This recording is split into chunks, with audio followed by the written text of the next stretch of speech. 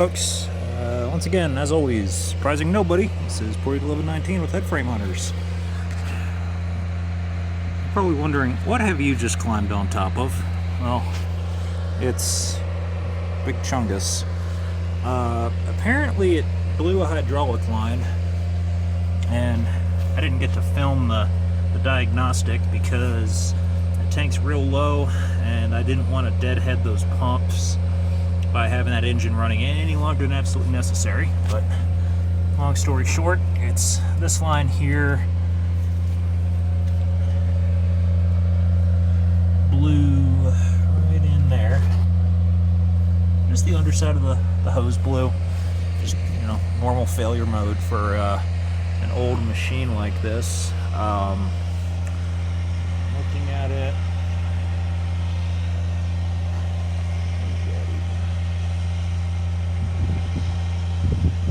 can't tell if it's a steering line or a hydraulic line. Pecos was running it when it happened, and he said he lost all his steering pressure. So it might be a steering line. That system is, the fluid is shared between the steering and the hydraulic system. I don't know if the pump is shared. So here's our pump drive on the bell housing. Here's our, it's not, I wouldn't call it a stub shaft, but drive shaft running up into the actual transmission module, which is down there. Then your output shaft goes to your rear diff, and then your front diff, but you know, we can't see that. It stands to reason this is probably the main hydraulic pump, and the line that blew, it's not the, I don't think that's case drain. No, it's not case drain. It's one of the main lines off the main hydraulic pump, so that's why it was such a mess. I also found this guy up here. I don't know if that was an abandoned fire suppression line or a abandoned hydraulic line or what it is, but it's there and it's not hooked up to anything. You gotta get in there, scrape this off best I can. I should probably grab some brake clean. Scrub that off to, you know, prevent contamination. Go ahead and hit one of our implement controls.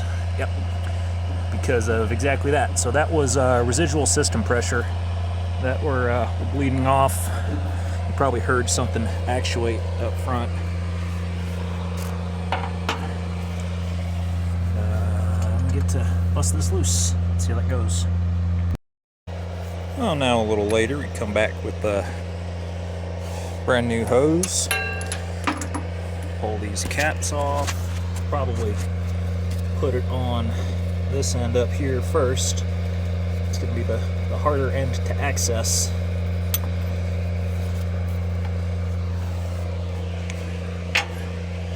That way I'm not having to fight the rigidity of the hose trying to bend it in there.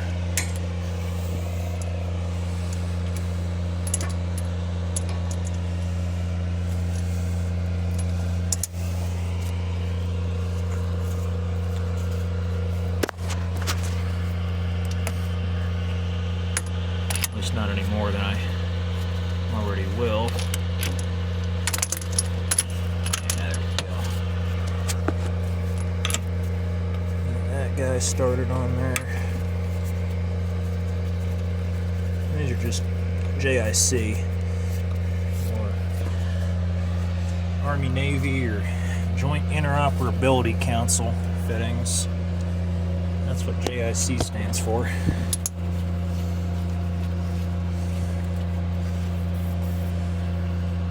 Is there pressure in there? That's a little odd.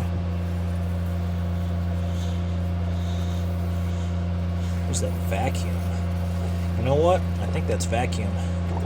Yep. Because it was a fair bit hotter out here when I took the blown hose off. The air in the system must have contracted. And and pulled a vacuum on it. Oh, that's good. I mean, it shows system is sealed decently. I'll have to wrangle that off camera. New hose is back on. I'm checking the level in the tank. Yeah, you can see the reflection at least. It's only down to there, so it's only about 4 inches below the 4 inches below the sight glass. It's not too bad. Some fresh oil in there, and I'll dead rack the machine just to try to avoid cavitating that pump. I don't want to run it dry and damage the pump. It wouldn't be a good day. 10 gallons of Tractor Supply's finest later. It's just below that sight glass with the bucket dumped. I haven't checked the manual on this machine, but on 911s, the hydraulic sight glass is supposed to be red with the bucket curled. So that bucket cylinder retracted and that fluid back into the tank. I think that's about right, about where it should be, assuming the 913s are the same. This system is automatically bled, so that's what that breather tube is for. So the system is self-bleeding, so just need to turn the master switch on, grab a key, dead rack it for a minute, start it up. I'll show you how to do that. Here's your fuel rack control on the injection pump. I believe that's a shutdown solenoid. I don't really trust that system.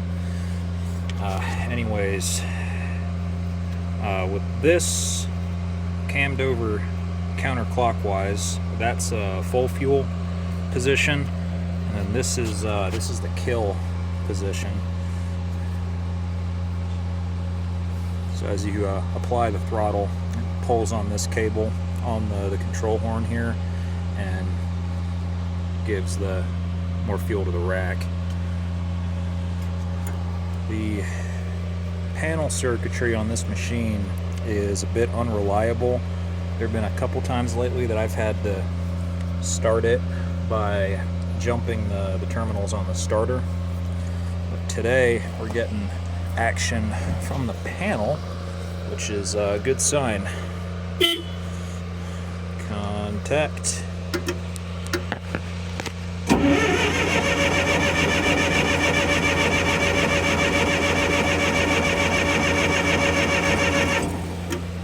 That should be enough to prime the system. Start her up. Make sure that hose is sealed and that we have no leaks.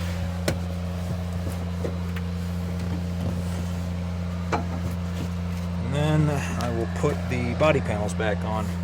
See how when I apply the throttle, it extends that cable. See if she'll start up. Yeah, somebody whose name may or may not rhyme with Pecos snapped the key off. As you do.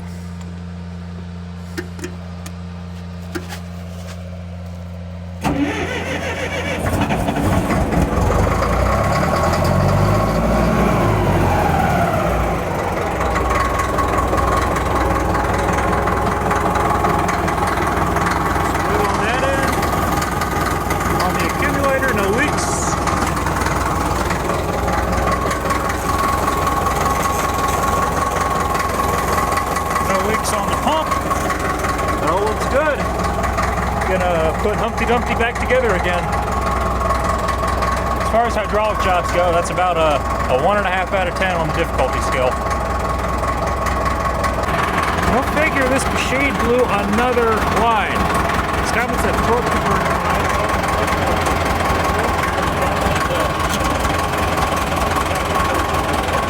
So, I got the machine third. Install it out.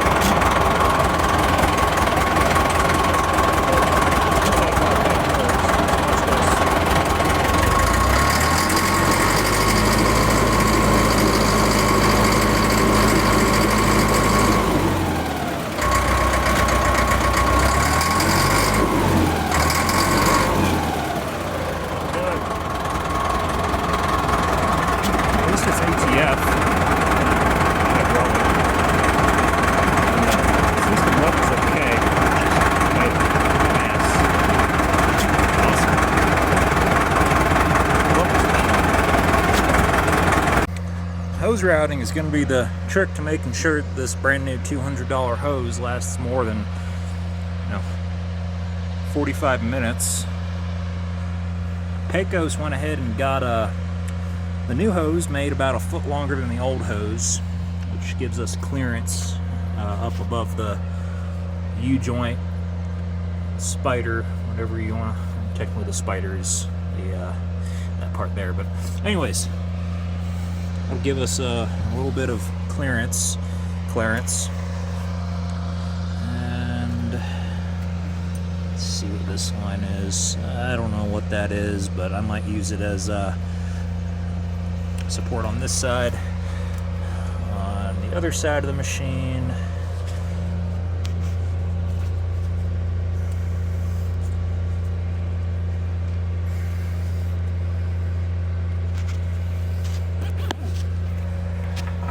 that looks good, like factory. Get that up.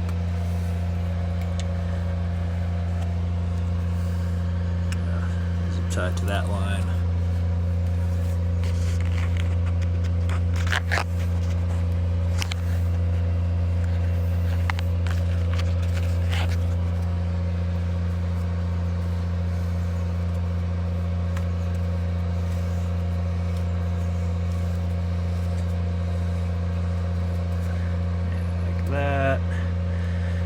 Should be out of the way. There's no moving parts down there by that.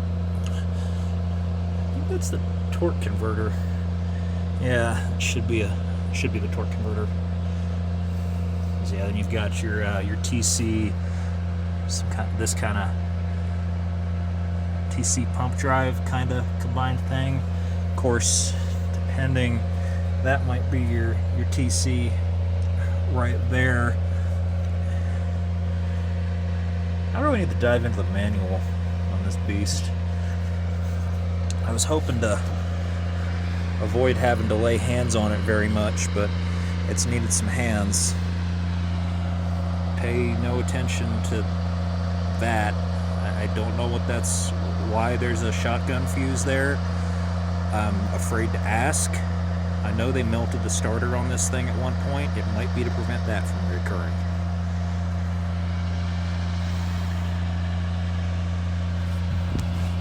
I'm gonna need somebody to convince me that 40-year-old ATF is like a really good skin treatment or something, so that the bath I just took wasn't for nothing.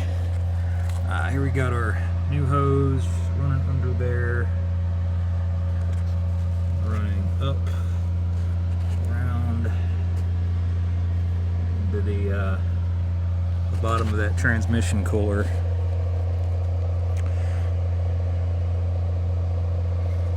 And this is the real fun part, and by fun I mean oh god, we're all gonna die part, where I gotta slide the belly pan back 6 inches and put bolt A through hole B into threaded insert C, torque it, and hope that it survives. That's not gonna be able to be on camera because that's just gonna suck. That is not up to the standard of work I'd prefer. Threads there are damaged, so I had to shim it out to be able to get any kind of clamping force. And then the front lift belly pan bracket, it had sheared off at some point. Here's the threaded insert portion of the bracket, and that's been tore up like that for a while. That's before we had the machine, before we had the property that happened. So, and we've got a bolt broken off in there, and I could try to extract it, but my track record with that has not been very good lately, so I'm probably just gonna let it ride for now. And we've got a whole bunch of torque holding everything else together. So hopefully that will do the trick. And I'll just try not to tear anything up on it, even more than I already had been. I'm just looking at that. Those hoses hanging down, that's just a prime target for a rock. I'm surprised those didn't get tore up already, and I'm surprised that there's not a second belly pan there. I don't know if there's provision for it or what. I really don't like this machine. It's like a completely different engineering team worked on this thing compared to the 1 and 2 yards that IMCO built. This thing is built like a 70s cat, down to having active cooling on everything, and getting angry if you run it uphill for too long. I'm gonna change some washers around to try and secure that corner better. But then go ahead, dead rack it, fire it up, stall the converter out, make sure we don't have any more leaks, and if everything checks out okay, then I'll put the upper panels back on and call her good to go. Well, that worked. I hit the glow plugs. You know what? I will take what I can get.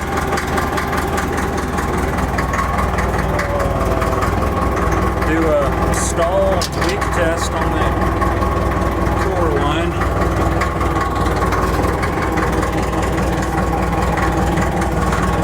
Ride the brakes. Ride the surface brakes. Release the park brake. Put it into forward so I don't hit the truck.